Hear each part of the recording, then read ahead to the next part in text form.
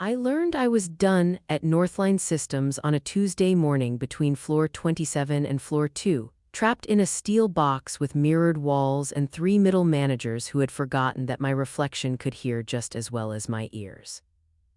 Northline was a mid-sized enterprise software company in Chicago, about 2,000 employees and $520 million in annual revenue, specializing in integrated logistics platforms for national retailers and manufacturers.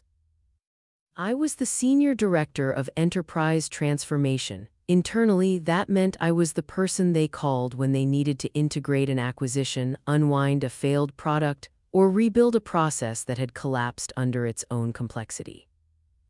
My role sat at the intersection of operations, finance, legal, and IT. I knew where the seams were in the business because my team had been stitching them together for 6 years.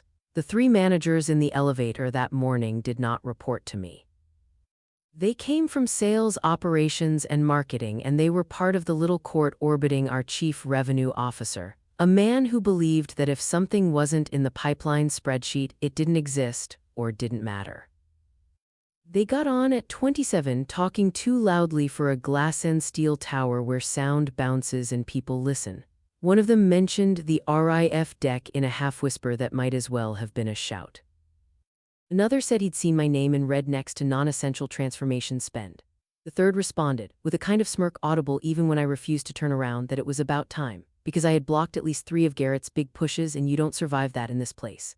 They did not know I was there until floor 2, when one of them finally glanced up from his phone and made eye contact with my reflection. His face drained of color, the elevator doors opened, and none of us moved. For 2 seconds in the mirror, I watched 3 men realize that their elevator gossip had just converted from private cruelty into discoverable evidence. I stepped out first. I did not say a word. I did not need to. I already understood more than they did. Layoffs had been hanging over Northline for months. The macro story was familiar: e-commerce growth leveling off, customers delaying refresh cycles, interest rates climbing, our cost of capital rising.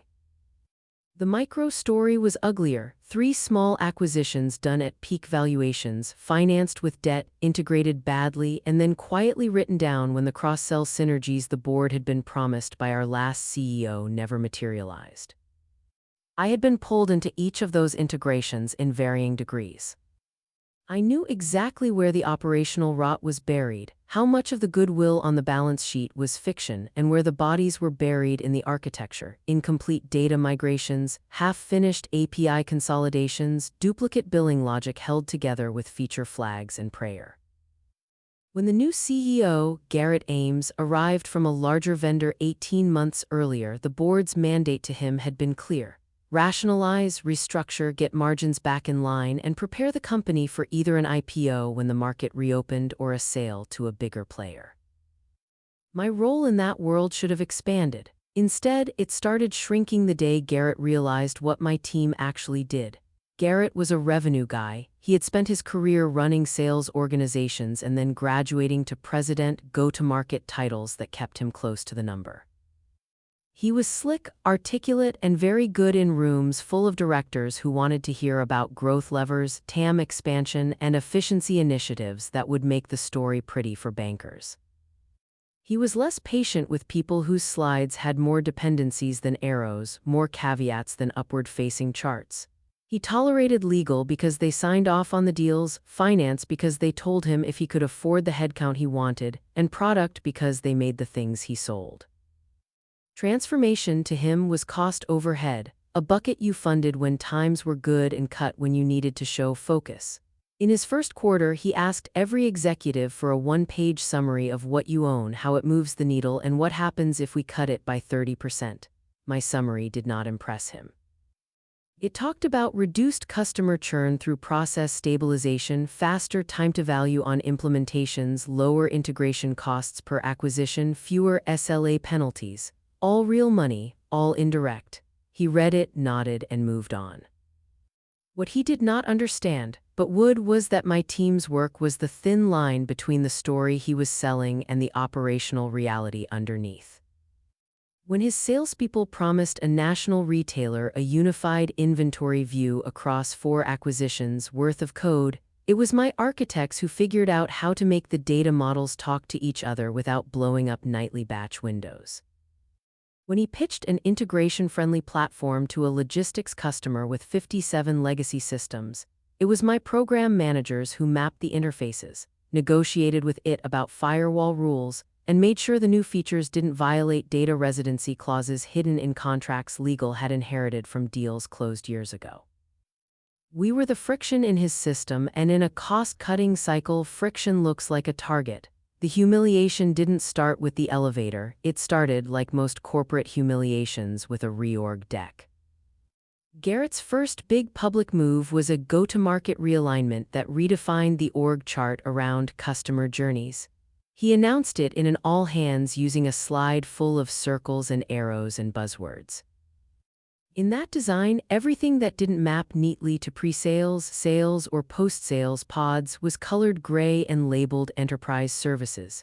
My name was on the box under that gray area, along with HR, legal, and a stripped-down version of operations.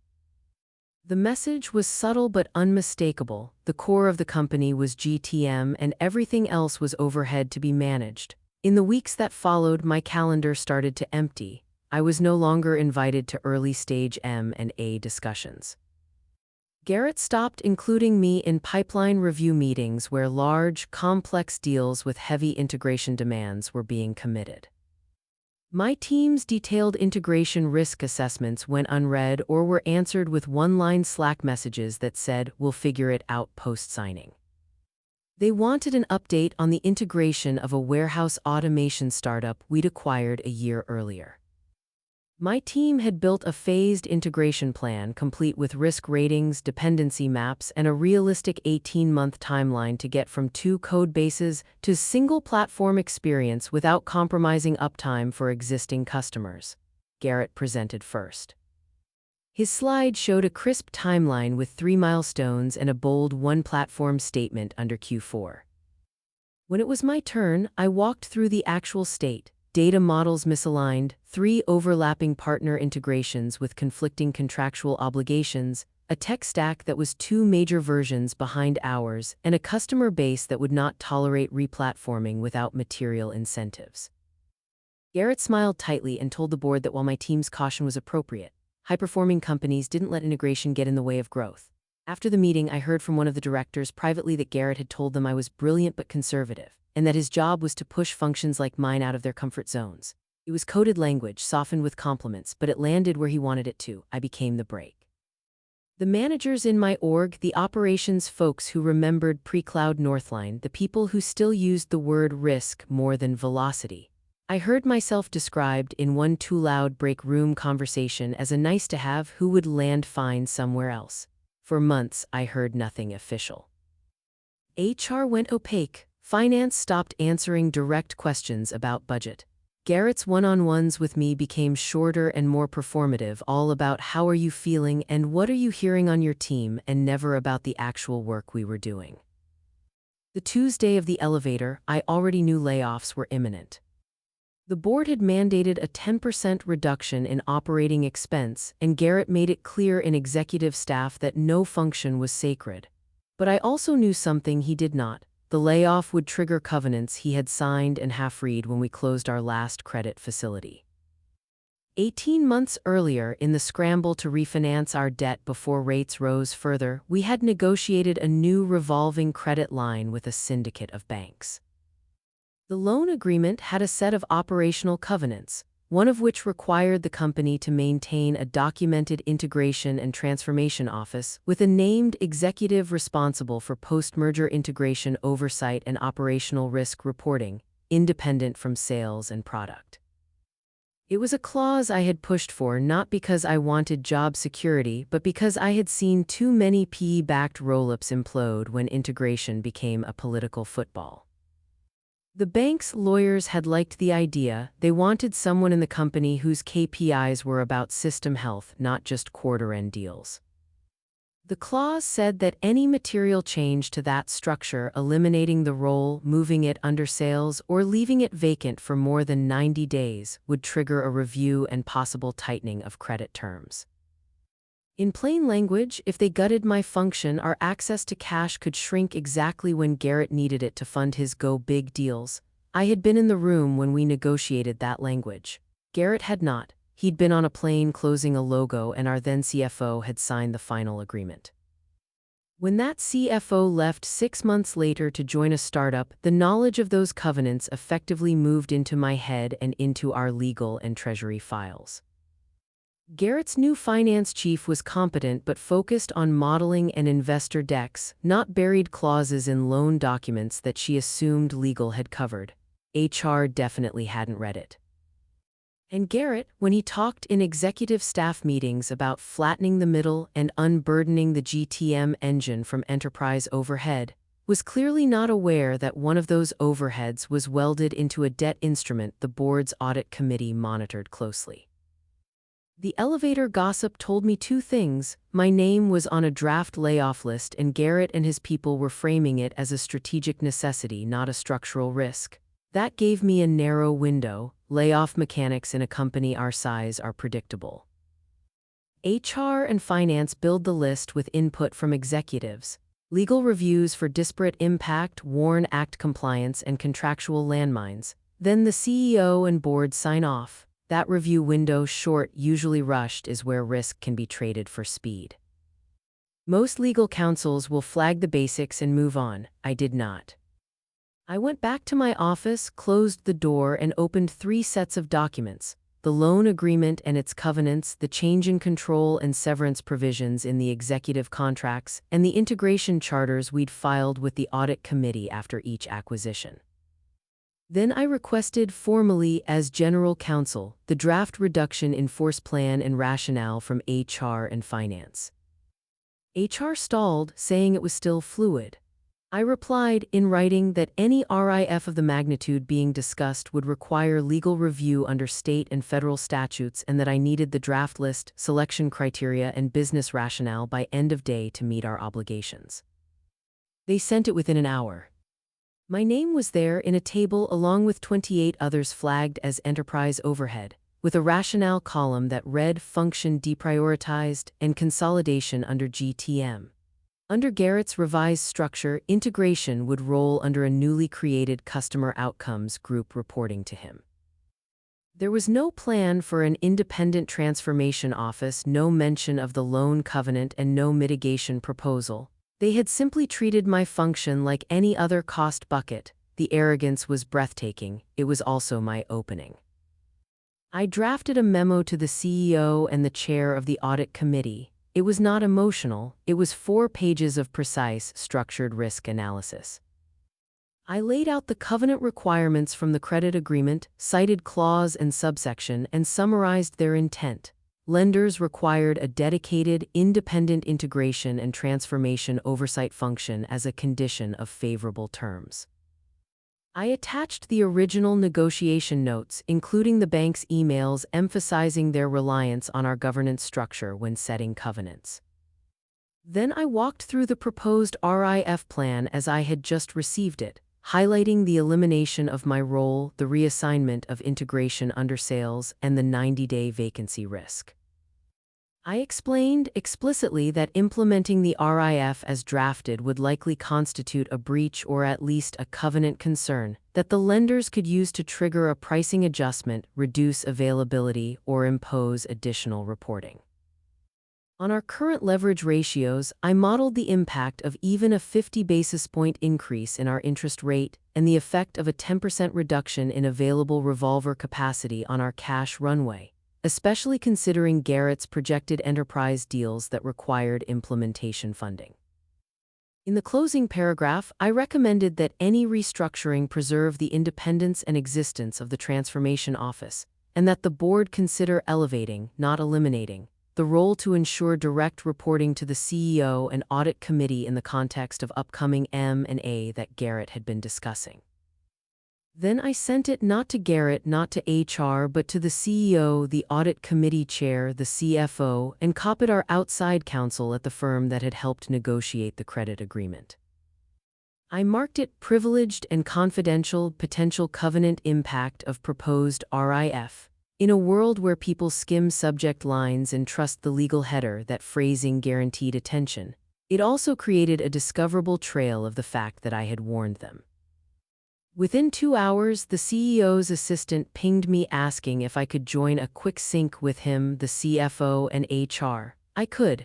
The meeting was in a small conference room, not the big glass boardroom, and Garrett was pointedly not there. The CEO opened with the usual corporate empathy scripts about hard decisions and macro headwinds. Then he got to it. My memo had raised some important considerations that they hadn't fully surfaced.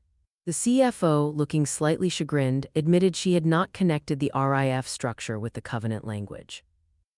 HR looked like she wanted to be anywhere else. I explained calmly that lenders care less about which individual sits in a seat and more about the governance structure that seat represents, and that we had sold them a story about disciplined integration oversight at the enterprise level. If we were about to rip out that story to save a few million in salary, we should do so with open eyes about the funding consequences. The CEO asked what I proposed. I told him he had options. He could keep me in the office as is and find the 10% elsewhere. He could consolidate some of my team but maintain the independent function and retitle it more in line with his narrative. Chief Integration and Risk Officer had a nice ring. Or he could proceed and accept a likely covenant discussion with the banks, possibly in the middle of trying to refinance or raise more cash. I did not threaten. I did not say I would call the banks myself. I simply laid out scenarios with numbers. The CFO backed me up on the math. The CEO asked the question he really cared about. Would the board see this as him mismanaging risk or as a tough trade-off? I answered honestly. The audit committee, which had signed off on the governance representations to the banks, would not appreciate learning after the fact that he had unilaterally dismantled a structure they had told lenders existed. He thanked me for raising the flag. The meeting ended with no commitments. The layoff plan went to the board that Friday. I was not in the room. But I know what was on the table: a deck with names and savings, a macro justification about simplifying the operating model, a narrative about leaning into our strengths. I also know that attached to that deck was my memo, and that our external counsel had added a short opinion note agreeing that eliminating the transformation office as defined in the covenant would create questions with lenders. Directors know how to read between those lines. Questions means negotiations you didn't budget time or leverage for. Instead, next to the gray Enterprise Services box in the new org chart, there was a new title: Chief Integration and Transformation Officer, CITO, reporting directly to the CEO with a dotted line to the audit committee. Below it, my name. 2 of my manager roles were struck, their teams merged for efficiency, but the function remained intact and on paper elevated. Garrett's comment column in the plan deck, the one I wasn't supposed to see but did, read, "Regulatory/lender optics require this role. Propose we redefine scope post-RIF." In other words, he had been forced to keep me, and for now he had to pretend that was his idea. News of the layoffs hit the office the next day. The building felt like it always does in those weeks: elevators strangely quiet, calendars full of 30-minute check-ins, HR people with closed doors and tired eyes. People counted cardboard boxes coming out of storage. By noon, everyone knew roughly who was gone and who had survived. They also knew from org chart slides Garrett had presented in a somber all-hands that while dozens of mid-level managers had been cut, a new C-level title had appeared with my name under it. The elevator gossip I heard that week was different. It shifted from "she's finished" to "wait, how did she get promoted in a layoff?" Most people would never know the mechanics. They didn't see the covenant language or the memo or the board calls. They saw the surface. I had been rumored gone, and yet here I was, not only staying but now sitting one chair closer to Garrett and with a reporting line that bypassed him when it came to risk. Garrett made his displeasure clear without saying anything overt. In the next exec staff meeting, he went out of his way to emphasize that titles don't change priorities and that sales still drives this company. When the slide came up showing the new CITO role, he described it as formalizing what we already do and pivoted quickly back to bookings. But the dynamic had shifted. When he talked about bundling in a struggling acquired product into a big renewal to mask churn, I could now say in that room that we needed to model the integration cost and customer risk into the deal economics. And if he pushed back too hard, I had both the CEO's and audit committee's mandate to escalate. When he floated the idea of reducing implementation scope to hit margin targets without adjusting contract language, I could point to SLAs and warranty clauses and remind him that those were not optional. He had learned, painfully, that there were parts of the architecture of this company he could not cut through without consequences he did not control. The revenge, if it can be called that, was not dramatic. I did not leak memes of elevator gossip to the entire company. I did not engineer his firing or sabotage his deals. What I did was use the leverage the company had already handed me in the form of legal covenants, governance structures, and hard constraints to turn what was supposed to be my exit into my elevation. The layoff list put me in charge not of everything but of the one function Garrett could not afford to break without breaking his own story. The board wanted integrations that worked. The lenders wanted risk managed.